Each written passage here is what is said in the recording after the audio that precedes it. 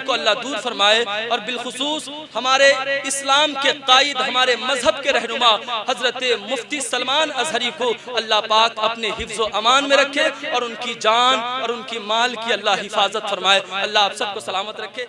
अल्हम्दुलिल्लाहि व कफ़ा व सलामुन अला इबादिहिल्लज़ीना इस्तफ़ा, अम्मा बाद, फ़अऊज़ु बिल्लाहि मिनश शैतानिर रजीम, बिस्मिल्लाहिर रहमानिर रहीम। अल्लज़ी खलक़ल मौत वल हयात लियब्लुवकुम अय्युकुम अहसनु अमला।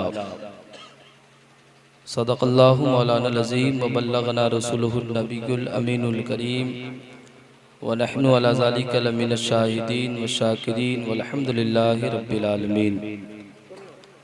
गौसे आज़म व मने बेसरो सामा मददे क़िबले दी मददे काबे इमा मददे कादरियम ना रहे या गौसे आज़म मी जन्म तमदा शेख अहमद रज़ा खा कुतुब आलम मी जन्म बगिरदाबे बला उफ्ताद कश्ती ज़ईफ़ा नो शिकस्तारा तो पुस्ती बहक के ख्वाजाए उस्मान हारूनी मदद कुन या माइनुद्दीन चिश्ती अजमेरी। पीरे कामिल कुतुब आलम हज़रत तेग़े अली राज़दारे कुन्तु कंज़न हज़रत तेग़े अली पै करे महरे वफ़ा नूर यज़दा तेग़े अली दस्तगीरी कुन ज़दस्ते पीरे जीला तेग़े अली। या इलाही दे मोहम्मद के लिए रोज़ी के रहमत के लिए खाने फ़ज़लुल्लाह से हिस्सा गदा के वास्ते। या इलाही बारगाहे गौसियत से कर दे मुझको फैज़याब शह गयासुद्दीन सा शेर रज़ा के वास्ते।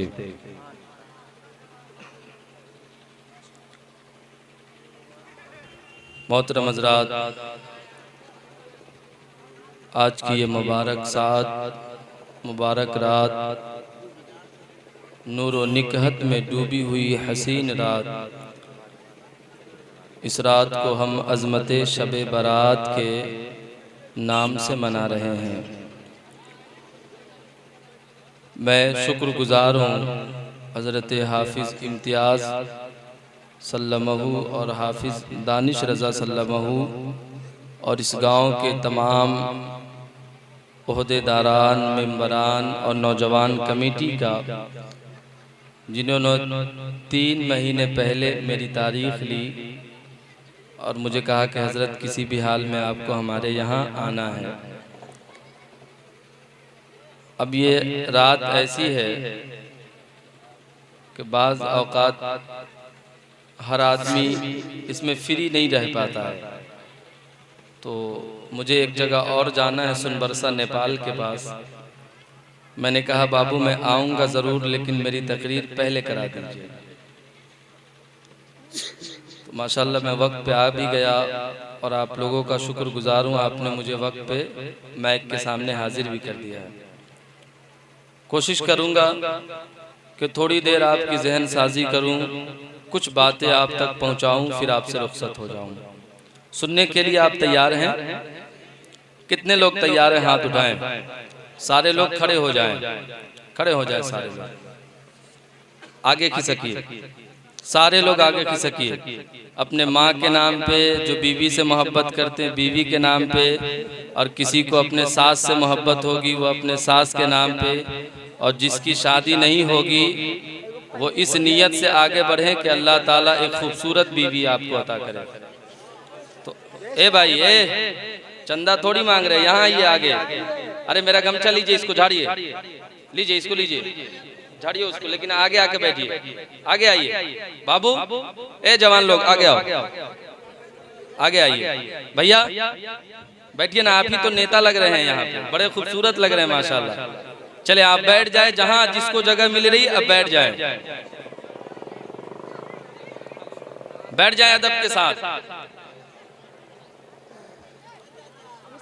बैठ जाए, बैठ जाए।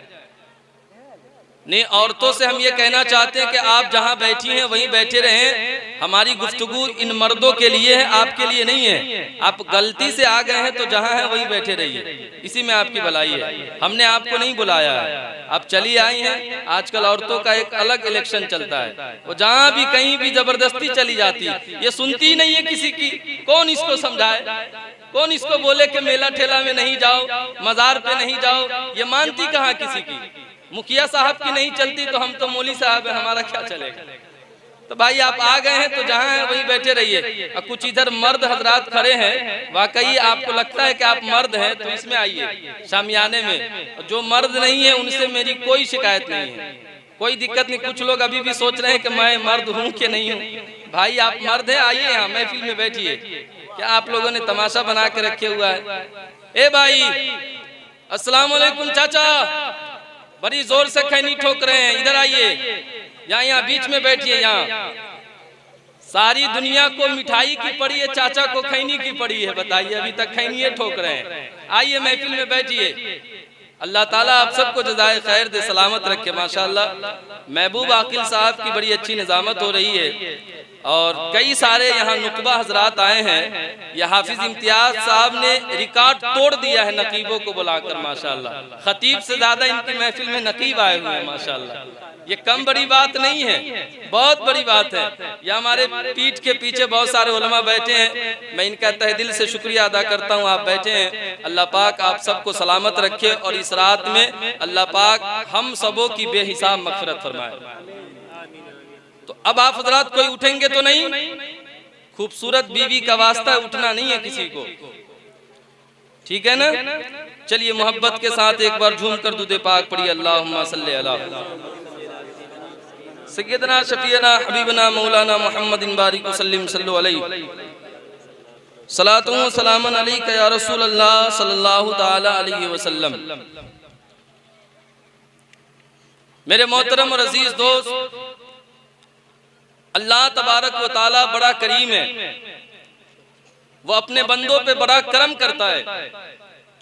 और यकीन जानिए आप, जितना हमारा रब हमसे प्यार करता है इस दुनिया में हमसे कोई इतना प्यार नहीं करता।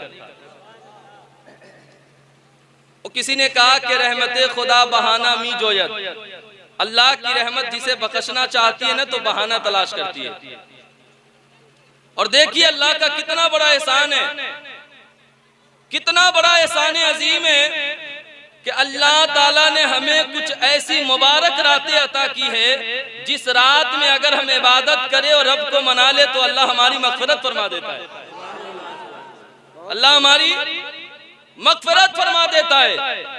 लेकिन जो इस रात को भी खेल कूद में, तमाशे में, मेले में, बाजारों में, मोबाइलों पे, बाइक राइडिंग में जो यहाँ वहाँ अपनी जिंदगी को गुजार देते हैं, समझिए वो गोल्डन चांस मिस कर जा रहे हैं और उन्हें इस जिंदगी का कोई फायदा नहीं है।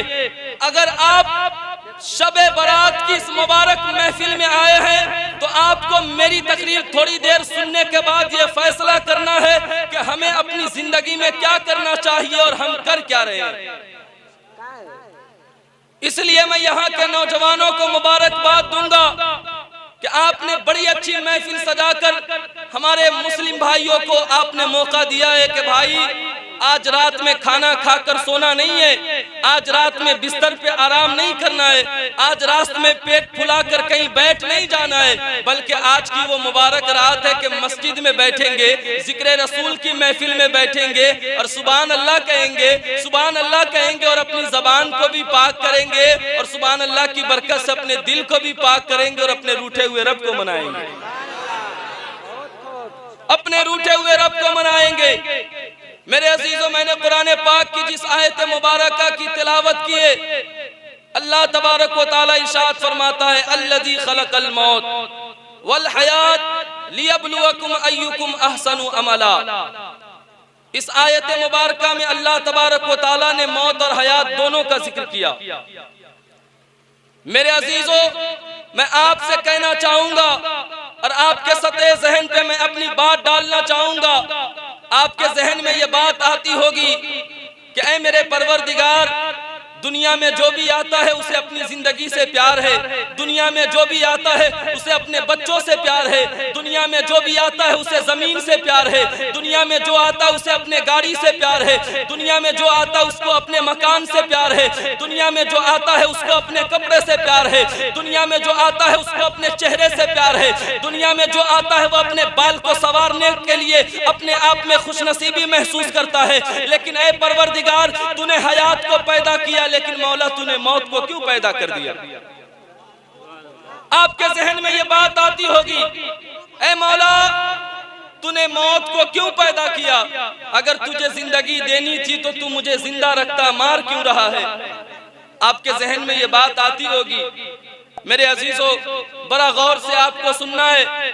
पूरी दुनिया में अलग अलग किस्म के चाहने वाले लोग, मानने वाले लोग, अलग अलग मज़ाहिब के मानने वाले लोग आपको मिलेंगे और हम आपस में लड़ाई भी करते हैं इस बात पे कि मेरा दीन सच्चा है, मेरा दीन सच्चा है। दुनिया का हर इंसान कहता है, कोई कहता है मेरा दीन सच्चा है, कोई कहता है मेरा दीन सच्चा है। लेकिन मेरे अजीजों, मौत एक ऐसी सच्चाई है जिसके बारे में कोई झगड़ा नहीं करता है। सबको पता है कि एक दिन मौत आनी है, सबको पता है एक दिन मौत आनी है। आपके ज़हन में सवाल आता होगा कि मौला तूने अगर मौत पैदा करना था तो तूने जिंदगी को क्यों पैदा किया? जाहिर सी बात है मुसलमानों, बड़ा गौर से आपको सुनना है और मेरी बातों को अपने दिल के तख्ती पर लिख कर ले जाना है। आप में से जो इंसान यहाँ पे बैठा है, यहाँ पीछे उलमा बैठे हैं, ये सारे लोग यही सोचकर अपनी जिंदगी गुजार रहे हैं कि हमें अभी बहुत दिनों तक जिंदा रहना है, बहुत दिनों तक जिंदा रहना है। कोई इंसान ये नहीं सोचता है कि हमें मर जाना है, हम दुनिया छोड़कर चले जाएंगे। अगर ये बात आपके जहन में आ जाएगी कि नहीं मुझे एक दिन मर जाना है, एक दिन मुझे दुनिया छोड़ के चले जाना है, तो आप जो अपने भाई से लड़ाई करते हैं, आप जो एक बित्ता जमीन के लिए अपने घर के रिश्तेदार को, अपने अगल बगल के लोग को परेशान करते हैं और उस पर मुकदमा दायर करते हैं, उसको परेशान करते हैं, तो मैं कहता हूँ कि अगर ये ख्याल आपके जहन में होता कि नहीं मुझे मर के एक दिन इस दुनिया से जाना है और जब हम जाएंगे तो अपने हाथ खाली लेकर जाएंगे, कुछ भी लेकर नहीं जाएंगे, तो दिल से ईमानदारी से बताइए हमारे माशरे में लड़ाई नहीं होती, हमारे माशरे में लड़ाई नहीं होती। लेकिन लड़ाई क्यों होती है? हम लड़ते क्यों है? इसलिए हम लड़ते हैं कि हम ये सोचते हैं हमारी जिंदगी बहुत लंबी है, इसलिए हम लड़ते हैं कि हम ये सोचते हैं कि हमें मरना नहीं है। दिल पे हाथ रखकर बताइए मुसलमानों, आज दुनिया का कोई इंसान ये चाहता नहीं है कि वो दुनिया से मरकर चला जाए। लेकिन मैं आपसे कहना चाहता हूं, आप लाख चाहे ना चाहे, लेकिन आपको ये दुनिया छोड़कर एक दिन चले जाना है। मेरे अजीजों, एक बहुत बड़ा सेठ था, नवाब था, उसकी बहुत बड़ी कंपनी थी और उसके पास सिर्फ उसका एक बेटा था, जवान खूबसूरत। उसके बेटे के पेट के लीवर खराब हो गए। वो बड़े कंपनी का मालिक है, बड़े पैसे वाला है। जब उसके बेटे के पेट के लीवर खराब हुए, उसने कई जगह, कई हॉस्पिटल में जाकर अपने बच्चों का इलाज कराया, लेकिन कहीं से उसका बेटा ठीक नहीं हुआ। उसके जहन में ख्याल आता है कि आखिर बेटा तो मेरा है, ये पैसे किस काम के लिए, ये कंपनियां किस काम के लिए है? अगर मेरा बेटा ही दुनिया में ना रहे, उसके दिल में ख्याल आता है अपनी कंपनी को बेच देता हूँ, अपने जितने पैसे हैं सारे अपने औलाद की मोहब्बत पे खर्च कर देता हूँ, और वो अपने बेटे को अमेरिका लेकर जाता है, एक बड़े हॉस्पिटल में ले जाकर अपने बेटे के लीवर को चेंज कराता है, और फिर वो वापस लेकर अपने बेटे को हिंदुस्तान आता है। बड़ा गौर से आपको सुनना है मेरे अजीजों, सारे पैसे उसके खत्म हो गए, कंपनी उसकी बिक गई, एक जवान बेटा उसका है, इकलौता दुलारा बेटा है, सारे पैसे उसने अपने बेटे को ठीक कराने में खर्च कर दिए। लेकिन चंद दिनों के बाद उसके उसी बेटे का इंतकाल हो जाता है, और वो आदमी जिसके बेटे का इंतकाल होता है, वो अपने बेटे के कब्र पे जाकर खड़ा होता है और वो ज़ारो कतार आंसू बहाकर रो रहा होता है।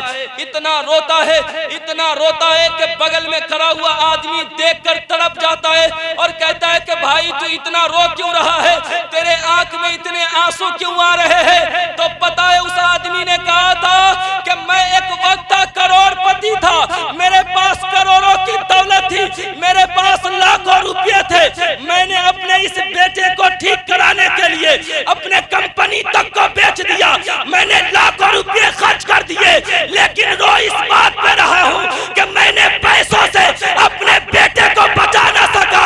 आज मेरा बेटा दुनिया छोड़कर चला गया है। मैं दुनिया वाले को कहना चाहता हूँ, तेरी दौलत से तेरा बेटा जिंदा नहीं होता है। अगर तू जिंदा है तो रब के रहमत की बुनियाद पे बेशक बेशक, नारे तकबीर, नारे रिसालत, अज़मत शब बारात। ऐसा नहीं है कि आप सिर्फ शायरों को ही छोड़ दे, अरे कभी कभी खतीब और नाजिम को भी दिया करे, वो भी दुआ देते हैं। हाँ, लेकिन मेरी तकरीर के बाद आपको जाना नहीं है, क्योंकि हिंदुस्तान के दो बड़े शोरा यहाँ तशरीफ ला रहे हैं, हजरत जिया मुजफ्फरपुरी और चिराग रजा कलकत्तवी। जिन्होंने असद इकबाल को नहीं सुना है वो चिराग कलकत्तवी को सुने, बहुत अच्छा पढ़ते हैं, और जिया मुजफ्फरपुरी को सुने।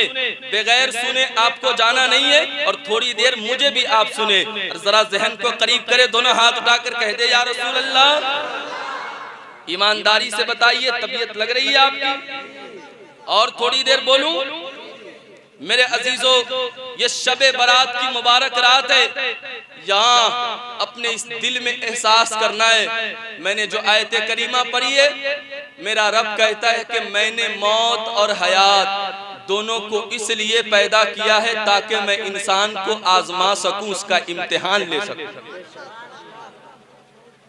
और मैं ये देखना चाहता हूं कि इस दुनिया से सबसे बेहतर अमल करके कौन मेरे पास आता है, कौन सबसे बेहतर अमल करता है, किसके पेशानी में नमाज और सजदों की तड़प है, किसके हाथ से सदका उठ रहा है, कौन अल्लाह रब्बुल इज्जत से प्यार करता है, कौन है जो अपनी जबान को खोलकर मुस्तफा पे दुरूद पढ़ता है, कौन है जिसके दिल में खुदा का खौफ पैदा होता है। लेकिन ईमानदारी से बताइएगा मेरे अजीजों, ऐ अपने सीने में धड़कता हुआ दिल रखने वाले मुसलमानों, आज हम न तो अपने रब को याद करते हैं, ना तो हम आज अपने आका को याद करते हैं।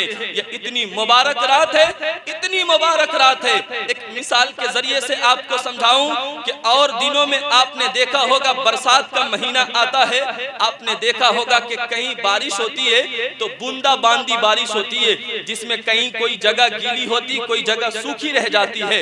लेकिन आपने अपनी इन निगाहों से देखा होगा कि एक ऐसी बारिश होती है जिसे हम मूसलाधार बारिश कहते हैं। उस बारिश में कोई जगह खाली नहीं होती है, हर जगह पानी लग जाता है, हर खेत को वो सैराब कर देती है बारिश।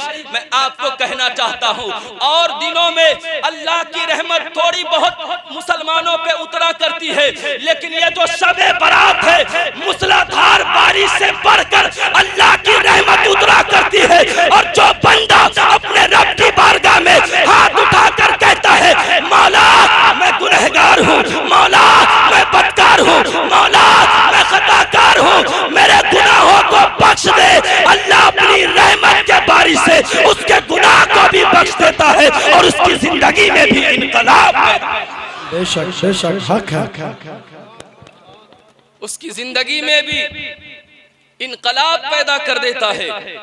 लेकिन ईमानदारी से बताइएगा मेरे अजीजों, आज शबे बारात की रात है, बहुत मुसलमान हलवा और गोश्त खाकर सो गया होगा, बिस्तर पे जाकर खर्राटे मार रहा होगा।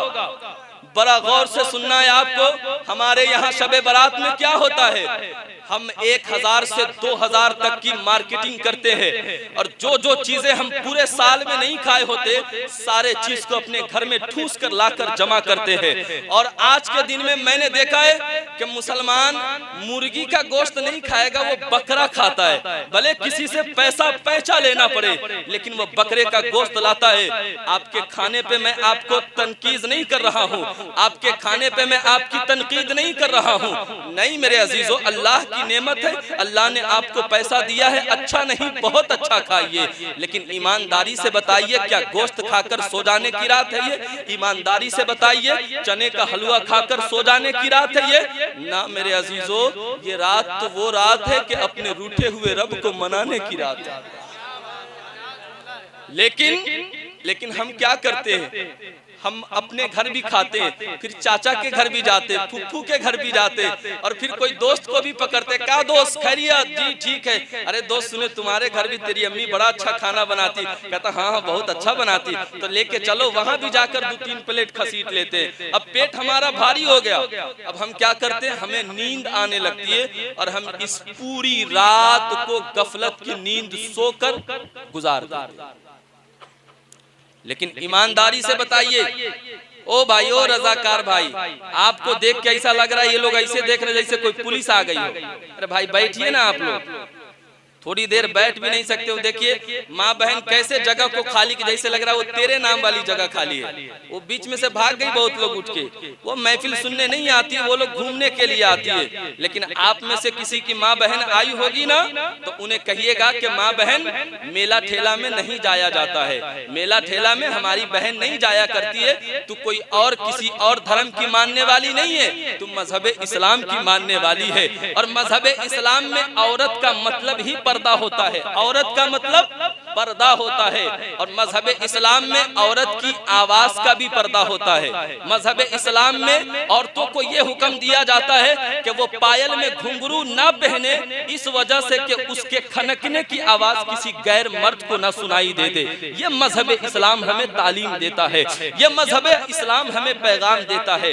आप मेला जाइए, आप मजार घूमने के लिए आइए, आप साहिब बुजुर्ग के मजार पे जाकर फातिया पढ़िए। माँ बहन को कहिए कि तू घर पे ही रह और वजू कर, नमाज पर, मुसल्ला बिछा और अपने भाई के लिए दुआ कर, मुसल्ला बिछा अपने शौहर के लिए दुआ कर, मुसल्ला बिछा। माँ को कहिए कि अपने बेटे के लिए दुआ कर। इन उलमा से पूछिए, दुनिया का कोई इतना बड़ा मुफ्ती, दुनिया का कोई इतना बड़ा आलिम, दुनिया का कोई इतना बड़ा पीर साहब नहीं है जिसकी बारगाह में आप जाकर कहे हजरत मैं बहुत परेशान हूँ, मुझे बहुत गरीबी है, मैं बीमारी से जूझ रहा हूँ, मेरे पैसे में बहुत कमी है, मैं लोगों से भीख मांगता हूँ, 10 रुपया आप दे दो, 10 रुपया आप दे दो। वो पीर साहब की दुआ आपके हक में कबूल होगी कि नहीं होगी इसकी गारंटी नहीं है। वो मुफ्ती साहब की दुआ आपके हक में कबूल होगी कि नहीं होगी इसकी कोई गारंटी नहीं है। लेकिन मैं गारंटी के साथ कहता हूँ, मेरे आका ने फरमाया कि जिस तरीके से मेरी दुआ मेरी उम्मत के हक में कबूल होती है, इसी तरीके से एक माँ की दुआ उसके औलाद के हक में कबूल।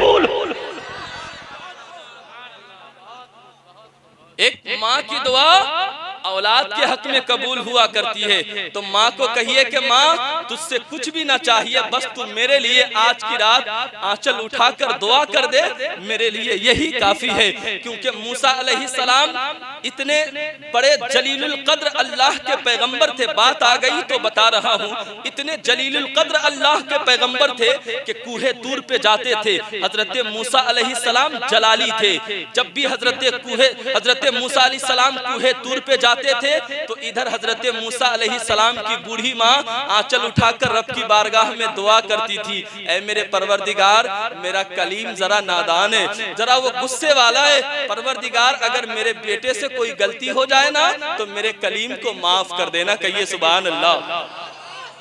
लेकिन जैसे हजरत मूसा अलैहिस्सलाम के माँ का इंतकाल हो गया तो हजरत मूसा अलैहिस्सलाम जब कूहे तूर पे गए तो हातिफे गैब से आवाज आई, मेरा रब कहता है मूसा आज जो तुम बात करने के लिए मुझसे आए हो जरा संभल के बात करना, जरा सोच के बोलना।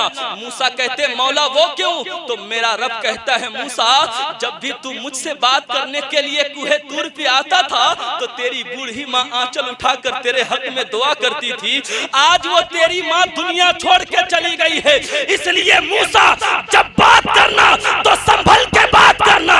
मैं आपको कहना चाहता हूँ कि कितना बड़ा पैगाम हमारे लिए है कि जब भी मेरी माँ मेरे लिए आंचल उठाकर दुआ करती है अल्लाह की रहमत जोश में आती है, वो हमारे हक में रहमत की बरसात करता है। अरे किसी शायर ने कहा कि ज़मीन पे एक ही औरत दिखाई देती है कि बस माँ की मोहब्बत दिखाई देती है। ऐ मेरी बूढ़ी माँ तेरे चेहरे की झुर्रियों की कसम तू हर एक लकीर में जन्नत दिखाई। नारे तकबीर, नारे रिसालत, मसलके आला हज़रत, अज़मत शब बारात कॉन्फ्रेंस, अज़मत वालिदैन, नारे तकबीर।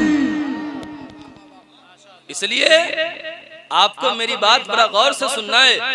आपकी माँ, आपकी बीवी, आपकी बहन, आपकी बेटी अगर वो बगैर पर्दे की रहती हैं, अगर वो इस्लाम को फॉलो नहीं करती हैं तो उन्हें बताइए कि ना तू मुसलमान है। इस्लाम का तकद्दुस ये है कि मेरे आका करीम सल्लल्लाहु अलैहि वसल्लम की बारगाह में हातिम ताई जो बादशाह था उसकी बेटी हुजूर की बारगाह में आती है, नंगे सर आती है। मेरे आका करीम सल्लल्लाहु अलैहि वसल्लम अपना मुबारक और नूरानी चादर उतार कर हजरत सलमान फारसी से कहते, सलमान ये चादर हातिम ताई के बेटी के सर पे डाल दो। बड़ा गौर से सुनना है, कहां जा रहे हैं आप लोग? हाँ 2 नंबर, अब नहीं उठिएगा, 10 मिनट में तकरीर खत्म कर रहा हूं। थोड़ा सा आपको मेरी तरफ देखना है, आप नहीं सुनेंगे तो मैं खत्म कर दूंगा, नहीं तो आपको उठना नहीं है। ये चैनल वाले हैं, इनको जाने दीजिए, यही तो हमारी बात आगे तक पहुंचाएंगे। ये जा रहे हैं, इनके लिए फ्री है, आप लोग के लिए फ्री नहीं है। बैठे रहिए। मैं अर्ज ये कर रहा था, हातिम ताई बादशाह और उसकी बेटी हुजूर की बारगाह में नंगे सर आती है, तो मेरे आका अपने नूरानी चादर को उतार कर अपने सहाबा से कहते, सहाबा ये जो मेरी नूरानी चादर है ये उस लड़की के सर पे ले जाकर डाल दो। तो सहाबा ने कहा, या रसूल अल्लाह वो मुसलमान नहीं है, वो आपका कलमा पढ़ने वाली नहीं है, वो इस्लाम को मानने वाली नहीं है। हम आका आप अपनी नूरानी चादर उस लड़की को क्यों देना चाहते हैं? बड़ा गौर से सुनना है, इस्लाम ने क्या पैगाम दिया था। मेरी माँ बहनों तुम भी सुनो। मेरे नबी ने कहा, ऐ मेरे सहाबा, मेरी नजर में किसी मजहब का तकद्दुस नहीं है, मेरी नजर में किसी जात का तकद्दुस नहीं है, बल्कि मेरी नजर में एक औरत की इज्जत इतनी है जितनी के किसी बादशाह के महल की कीमत नहीं है। गर्चे के वो मुसलमान नहीं है, लेकिन इस्लाम ये पैगाम देता है कि इस्लाम के दरबार में अगर कोई बगैर पर्दे के आती है तो इस्लाम की पहचान ये है कि उसे जब वो आए तो बगैर पर्दे के आए, लेकिन जब इस्लाम के दरबार से जाए तो वो पर्दे के साथ जाए और फातिमा ज़हरा का किरदार भी अपने साथ ले। इसलिए मेरी माँ बहनों कोशिश करना, मेले ठेले में मत आना, आपको आने की इजाजत नहीं है, आप मत आया करें। ये जो नौजवान बच्चे हैं, बड़ा गौर से कहूंगा और थोड़ी तल्ख जुमला है, लेकिन सुन लीजिएगा। हम किसी साहिबे मजार के बारगाह में जाते हैं, किसी दीनी महफिल में जाते हैं, तो हम नौजवान हैं और हम इंसान हैं। हम जब दुनिया की खूबसूरती को देखते हैं तो हो सकता है हमारी निगाहें भटक सकती है।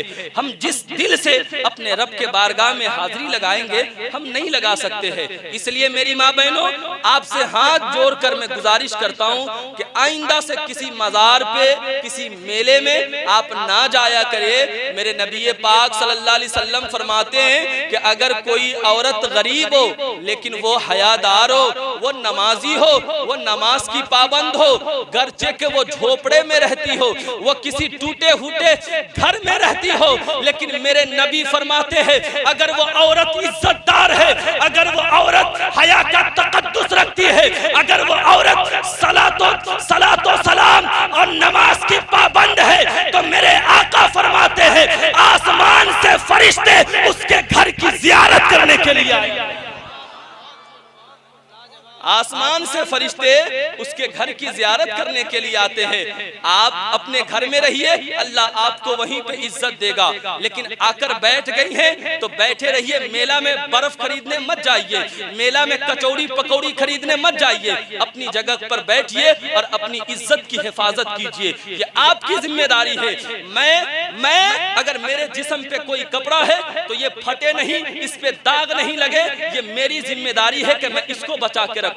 अल्लाह ने आपकी इज्जत को इतना कीमती बनाया है, कोई बादशाह अपनी पूरी सल्तनत बेच भी दे फिर भी वह आपके इज्जत की कीमत अदा नहीं कर सकता है। आप तो इस्लाम की शहजादी है, आप तो इस्लाम की नूरे नजर है, आपको तो अल्लाह ने वह इज्जत दिया है कि दुनिया में किसी को अल्लाह ने वह इज्जत नहीं दिया है। आप एक लड़की समझ रही है या आप एक औरत समझ रही है, लेकिन ना, इसे ना समझो। इस्लाम ये कहता है कि एक लड़की जब शादी करती है और शादी करने के कुछ सालों के बाद जब वो एक बच्चे को जन्म देती है तो इस्लाम ये कहता है कि अब वो औरत नहीं है, बल्कि मेरे आका की हदीस है, अल जन्नतु तहता अक़दामिल उम्महात, जन्नत माँ के कदमों के नीचे है। अब कोई डॉक्टर होगा, अब कोई इंजीनियर होगा, अब कोई प्रोफेसर होगा, अब कोई जमींदार होगा, अब कोई मुखिया होगा, अब कोई एमएलए होगा, अब कोई पायलट होगा, अब कोई ट्रेन का ड्राइवर होगा, अब कोई बस का ड्राइवर होगा, उसे जन्नत का मजा चाहिए तो दुनिया में कहीं नहीं जाना पड़ेगा, बल्कि माँ के कदमों में आकर बैठेगा, अल्लाह उसे जन्नत का मजा। नारे तकबीर, नारे तकबीर, नारे रिसालत, नारे रिसालत, मसलके आला हज़रत, मसलके आला हज़रत, अज़मत शब बरात कॉन्फ्रेंस, अज़मत वालिदैन, नारे तकबीर, नारे रिसालत। तकरीर अच्छी लग रही है आपको तो दोनों हाथ उठाकर कह दे या रसूल अल्लाह। बात मेरी समझ रहे ना आप? चंद मिनट की बात और सुनिए और जरा इस दिल को करीब कीजिए और मेरे जुमले को अपने दिल के तख्ती पर लिख कर ले जाइए। ऐ मेरे अजीजों, ये शबे बारात की रात है, ये वो मुबारक रात है जिसमें अल्लाह तबारक व तआला पहले आसमान पे गुरूबे आफताब के बाद से ही ऐलान करता है, पुकार कर कहता है, कौन मेरा बंदा है जो मुझसे बख्शिश मांगे मैं उसको बख्श दूंगा, कौन मेरा बंदा है जो मुझसे दौलत मांगे मैं उसे दौलत अता करूंगा, कौन मेरा बंदा है जो मुझसे शोहरत मांगे मैं उसे शोहरत अता करूंगा, कौन मेरा बंदा है जो मुझसे दुनिया की ख्वाहिश मांगे मैं उसे वो सब कुछ अता करूंगा। एक मिसाल के जरिए से मैं आपको बताना चाहता हूँ। चाचा आप बड़ी मुस्कुराकर मेरी गुफ्तगू सुन रहे हैं, अल्लाह आपको सलामत रखे। जरा मेरी तरफ देखिए, हम अगर फकीर है और मेरे पास कोई पैसा नहीं है, बड़ा गौर से सुनना है इस जुमले को, मैं फकीर हूँ, मेरे पास कोई पैसा नहीं है, आपके मोहल्ले में मैं चला आया और मैं आवाज लगा रहा हूँ, ऐ साहिबो, ऐ इस गांव के दौलतमंदो,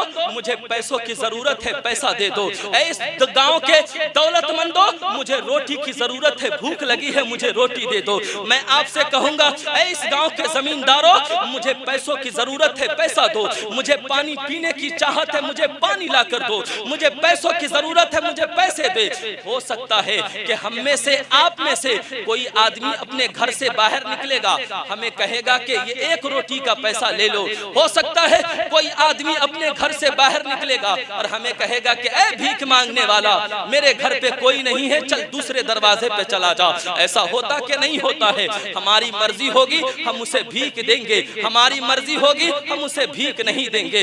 लेकिन ये तो भीख मांगने का तरीका है। लेकिन जब खुद सखी कह रहा हो, बड़ा गौर से सुनिएगा, अभी इस बिहार का नीतीश कुमार ये ऐलान करके कहे कि आज मैं सारे लोगों को 5-5 हजार रुपया दे रहा हूँ, सारे लोग गांधी मैदान पटना में पहुंच जाए, जो लोग हाजिर आएगा मैं सबको 5,000 रुपया दूंगा। दिल पे हाथ रखकर बताइए, हर आदमी टैक्सी और रिक्शा और बस पकड़कर पटना गांधी मैदान में पहुंचेगा पैसा लेने के लिए। अब हम पैसा मांगने के लिए जा रहे हैं, कोई हमें देगा कोई नहीं देगा। लेकिन जब खुद मुख्यमंत्री ऐलान कर रहा है 5-5 हजार रुपए हर आदमी को मिलेगा, तो हर आदमी अपना गांव मोहल्ला छोड़कर गांधी मैदान पटना में पहुंच जाएगा।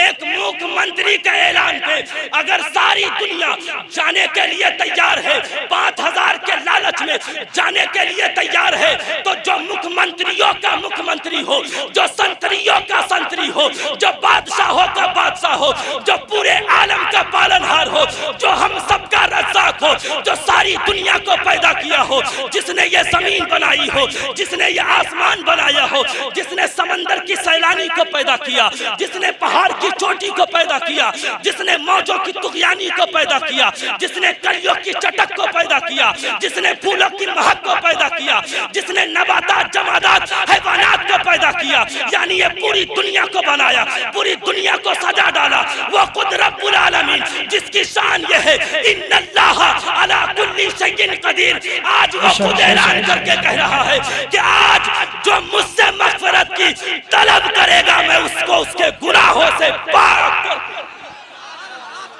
नारे तकबीर, नारे रिसालत, अज़मत इस्लाम, रिफ़अत इस्लाम, शौकत इस्लाम, अज़मत शब बरात कॉन्फ्रेंस अल्लामा आफ्ताब आलम गयासी साहब किबला। मेरे आका करीम सल्लल्लाहु अलैहि वसल्लम की एक प्यारी हदीस है, वो सुने। मेरे आका कहते हैं वन नदमु तौबतुन, यानी आपने गुनाह किया है, आपने नमाजें छोड़ी है, आपने किसी का दिल दुखाया है, आपने शराब पी है, आपने किसी को नाहक मारा है, आपने किसी के पैसे को हड़प लिया है, और आपका दिल इस बात पे गवाही आपको दे रहा है कि आप एक गुनहगार इंसान है। आपका दिल इस बात पे आपको गवाही दे रहा है कि आप एक कातिल इंसान है। आपका दिल आपको इस बात पे गवाही दे रहा है कि आप एक मुजरिम इंसान है। मेरे अजीजों, मेरा रब बहुत बड़ा करीम है। मेरे रब की शान ये है, वक़ाल रब्बिग़फिर वरहम व अंत खैरुर राहिमीन। अल्लाह के इतना बड़ा कोई रहीम नहीं है, अल्लाह से बड़ा कोई करीम नहीं है। तो आइए आज इस शामियाने रहमत में आकर अपने दिल को पूछिए, अपने दिल से मुहासबा कीजिए। मैं आपको कहता हूं, नहीं सिर्फ आप नहीं, मैं, हम सारे उलमा अपने इस दिल से पूछते हैं, ऐ मेरा दिल जरा तू ये बता, तू कितने गुनाह किया है। तू रातों के अंधेरों में, तू रूम में बंद होकर कमरों में, तूने न जाने कहां कहां और कैसे कैसे गुनाह किए हैं। जरा अपने दिल से पूछिए, आपका दिल आपको कहेगा कि दुनिया का तू सबसे बदतर इंसान है, बल्कि इस दुनिया में जो जानवर अपनी जिंदगी गुजार रहे हैं उससे भी बदतर हम है। वजह यह है कि वो जानवर उससे अल्लाह सवाल नहीं करेगा, लेकिन हम इंसान अशरफुल मखलूकात है, अल्लाह हमसे सवाल करेगा। ऐ मेरे अजीजों, आप अपने दिल से पूछिए, ऐ मेरा दिल, अगर मेरे गुनाह के बारे में, अगर मेरे पाप के बारे में मेरी माँ जान जाए तो क्या मेरी माँ मुझसे मोहब्बत रखेगी? आपका दिल कहेगा नहीं। अगर मेरी माँ मेरे गुनाह के बारे में जान जाए वो मुझसे रिश्ता तोड़ लेगी। अगर बाप ये जान जाए मेरा बेटा बहुत बड़ा गुनहगार है, अगर बाप ये जान जाए मेरा बेटा बहुत बड़ा बदकार है, तो बाप अपने बेटे से रिश्ता तोड़ लेगा।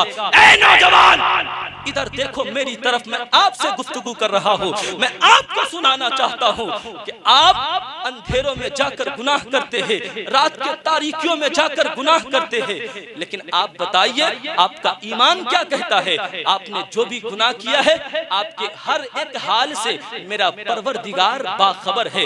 वो जानता है आप कितने बड़े गुनहगार हैं, वो जानता है आप कितने बड़े पापी हैं, वो जानता है आप कितने बड़े बदकार हैं। लेकिन दिल पर हाथ रखकर बताओ मुसलमानों, कभी मेरे रब ने आपसे ये नहीं कहा, अपने फरिश्तों से नहीं कहा, ये मेरा गुनहगार बंदा है, ये पापी और बदकार बंदा है, इसको रिस्क न देना, आज इसे खाना न देना, आज इसे पानी न देना, आज इसके खाने बंद कर दिए जाए। जब हम मदरसे में पढ़ते थे, एक वक्त अगर हम सबक नहीं सुनाते थे तो हमारे उस्ताद को ये हुक्म था, ये हक था कि वो हमारे एक वक्त के खाने को बंद कर देते थे और हमें खाना नहीं मिलता था।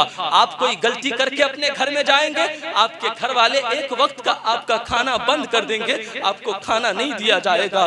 दिल पे हाथ रखो मुसलमानों, अगर आज मेरी तकरीर से और मेरे जुमले से तेरे दिल पे असर न हुआ तो फिर मैं ये समझता हूँ आपकी जिंदगी बेकार है, आपकी ये जिंदगी किसी काम की नहीं है। आपके सीने में दिल तो है लेकिन वो दिल किसी काम का नहीं है। ऐ मेरे अजीजों, हमने कितने गुनाह किए हैं, हमने कितना अपने रब को नाराज किया है, लेकिन मेरा रब आपका खाना बंद नहीं किया, आपका पानी पीना बंद नहीं किया, आपके सांसों को नहीं रोका, वो आपको खाना भी देता है। उन्होंने आपको क्या दिया? चमकता हुआ चेहरा दिया, पाँव में ताकत दी है, आपके हाथ में इतनी ताकत दी है कि आप ऐलान करके कहते, जवानों मेरे हाथों के बाजू में इतनी ताकत है कि मैं 10 लोगों को अकेला मार सकता हूँ।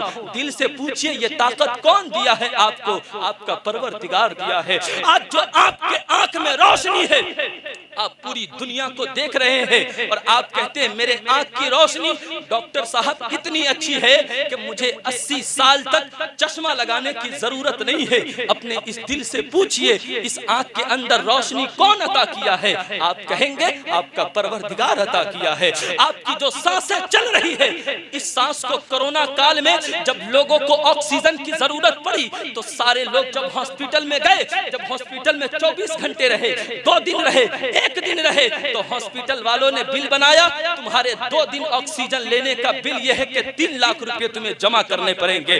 तुम्हें हफ्ता दिन हॉस्पिटल में ऑक्सीजन लेने का मतलब यह है कि तुम्हें 7 लाख रुपए जमा करने पड़ेंगे। अपने दिल से पूछिए, आप 40 साल से इस दुनिया में रब की खुली हुई हवा लेकर ऑक्सीजन ले रहे हैं। आप अपने दिल से पूछिए, ऐ नौजवान, 20 सालों से तू अल्लाह की खुली हुई हवा में ऑक्सीजन लेकर अपनी जिंदगी गुजार रहा है। मैं आपसे पूछना चाहता हूँ, डॉक्टर 2 दिन का अगर 2 लाख रुपए बिल बनाता है तो 20 सालों का अल्लाह आपसे कई लाखों का हिसाब कर सकता है। लेकिन अल्लाह ने आपसे हिसाब नहीं किया, तो फिर मैं आपसे पूछना चाहता हूँ, जो रब इतना बड़ा करीम है, ये सर उसकी बारगाह में ना झुकेगा तो फिर ये सर किसकी बारगाह में झुकेगा? आज हम तौबा करेंगे और अपने रब को कहेंगे, मालिक हमने आज तक जितने गुनाह किए हैं, वन्नदमु तौबतुन, सारे गुनाहों से हम तौबा करते हैं और अपने दिल को ये एहसास दिलाते हैं, मुझ जैसा कोई गुनहगार नहीं है, मुझ जैसा कोई बदकार नहीं है, मुझ जैसा कोई पापी नहीं है। मेरे अजीजों, ये जब आपके दिल में ख्याल पैदा होगा, यकीनन जब आप अपने रब की बारगाह में हाथ उठाकर अपने रब को कहेंगे, परवरदिगार ये मुबारक रात है, इस रात में जितनी इबादत करनी चाहिए मैंने उतनी इबादत नहीं की है। मौला, जैसे तुझे सजदे करने चाहिए मैंने वैसे तुझे सजदे नहीं किए हैं। ए मालिक, इस रात में तू मरने वालों की लिस्ट तैयार करता है। ए मालिक, इस रात में मुसलमानों के नेक अमाल तेरी बारगाह में पेश किए जाते हैं। ए मेरे परवरदिगार, अगर तूने मेरा नाम मरने वालों की लिस्ट में लिख दिया है तो मालिक मुझे मरना तो है, लेकिन मैं इतना जरूर जानता हूँ तू मेरा करीम रब है। अगर तू चाहेगा मेरी जिंदगी को बढ़ा देगा, अगर तू चाहेगा मुझे 10 साल की जिंदगी और अता कर देगा, तू चाहेगा मुझे 50 साल की जिंदगी और अता कर देगा। मैं आपसे कहना चाहता हूँ, इस पूरी दुनिया के अंदर कोई ताकत ऐसी नहीं है जो सारे लोग मिलकर आपकी जान को बचा सके। एक वाहिद मेरा परवरदिगार है जो चाहेगा कि ए दरख्त रुक जा तो दरख्त रुक जाया करे। अगर मेरा रब कहे ऐ हवा रुक जा तो हवा रुक जाया करे। तो मैं आपसे कहता हूँ, ऐसे रब्बुल आलमीन पे कुर्बान जाइए और अपने गुनाहों से तौबा करके अपने रब को राजी कर लीजिए। अगर आपने अपने रब को राजी कर लिया तो आपकी दुनिया भी संवर जाएगी और आपकी आखिरत भी संवर जाया करे। नारे तकबीर। रात शायर हिंदुस्तान हजरत जिया मुजफ्फरपुरी साहब की आमद हो रही है। नारे तकबीर, नारे रिसालत, मसलके आला हजरत, अज़मते शब बरात कॉन्फ्रेंस हजरत जिया मुजफ्फरपुरी। माशाल्लाह, मैंने कहा ना जिया मुजफ्फरपुरी साहब आएंगे, आ गए हैं। थोड़ी देर में चिराग कलकत्तवी साहब आएंगे, वो भी आ जाएंगे इंशाअल्लाह। ये लोग आ गए हैं, अब मुझे जाना पड़ेगा।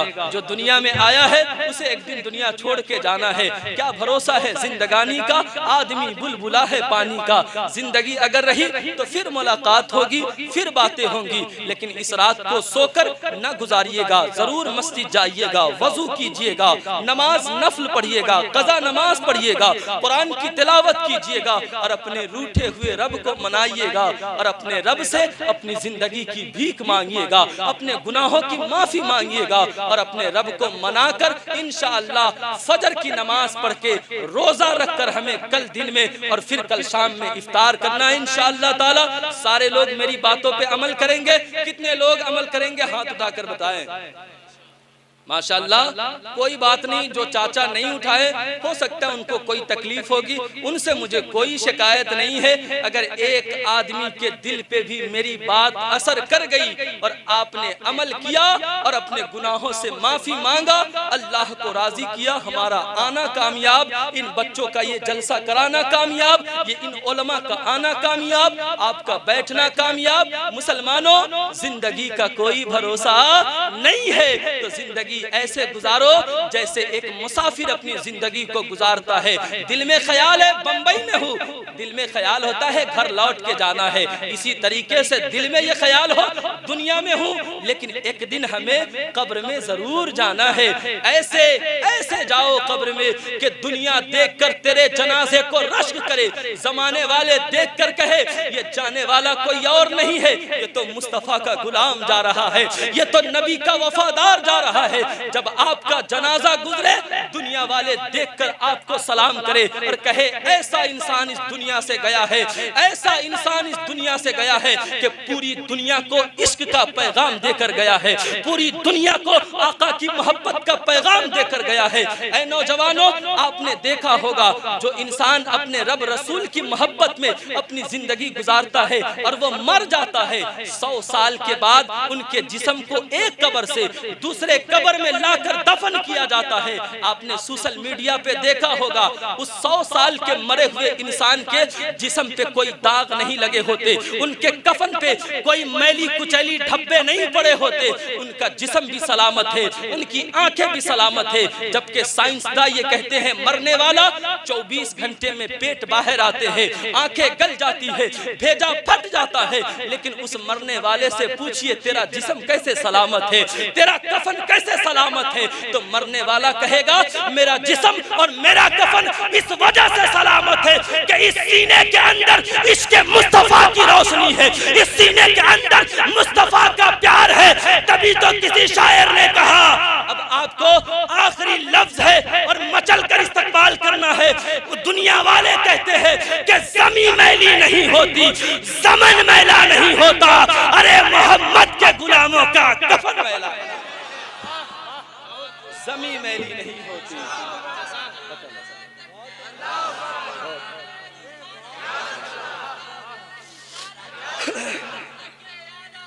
जिंदाबाद जिंदाबाद।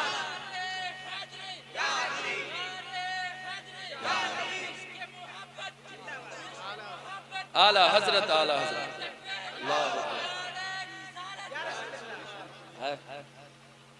मुझे एक जगह और तकरीर करनी और आपकी मोहब्बत ने मुझे इतना जोश दिलाया है कि मैंने बहुत जम के बोल दिया है, लेकिन मुझे दूसरी जगह के लिए भी जिंदा रहना है, वो लोग भी इंतजार कर रहे होंगे, है ना।